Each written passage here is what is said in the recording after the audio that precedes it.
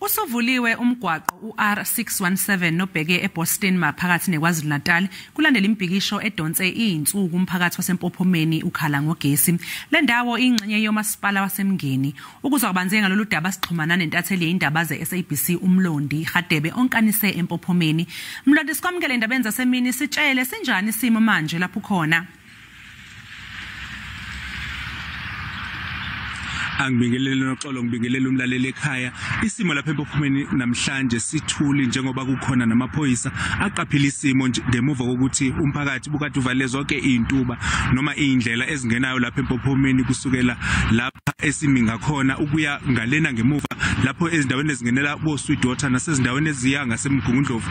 Kodwa ke namhlanje kube khona ukuthi emva kokuthi amaphoyisa ke eqaphela isimo kuthiwa kukhona indoda eyodwa eboshwe kade iganga ngesikhambo saGesi njengokuzokhumbula ukuthi isimo inkinga enkulu lapha endaweni eMpophomeni kuthiwa kube khona itransformer eyaqhuma esontweni eledlule nokuthe lapho uma uthi umasipala uzama ukuyilungisa umphakathi wavuka umbheshashana uzama ukuthi uhlasele abasebenzi bakamasipala nokwaholela ekutheni ke umasipala ungakwazi ukuthi ulungise leyo ndawo njengoba umasipala wona ngokulo hlangothi ukhala ngokuthi kufanele uqala ukwazi ukuthi ucophe ubheke ukuthi abantu baconnecte kuGesi ngendlela ekufanele yini noma abantu bafake kuGesi ngendlela ekuyinyokanyoka ukuze uba ngabe kunjalo ukwazi ukuthi kudisconnectwe labo bantu bafakelwe izigubhe ezintsha abazuboshwa futhi abazukhokhiswa imali mhlambe ekuthiwa yifine. Kodwa ke lokho umphakathi njengamanje ngathi ubungahambisani naloko kusho umasipala.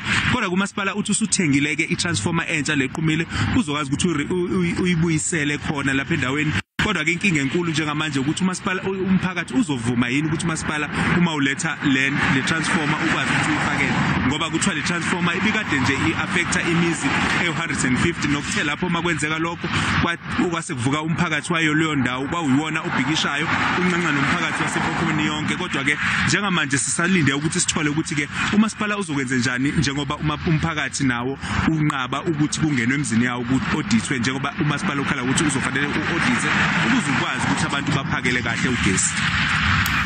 Sibonge kumlondi Hadebe ubesibikela eMpophomeni maphakathi neKwaZulu Natal.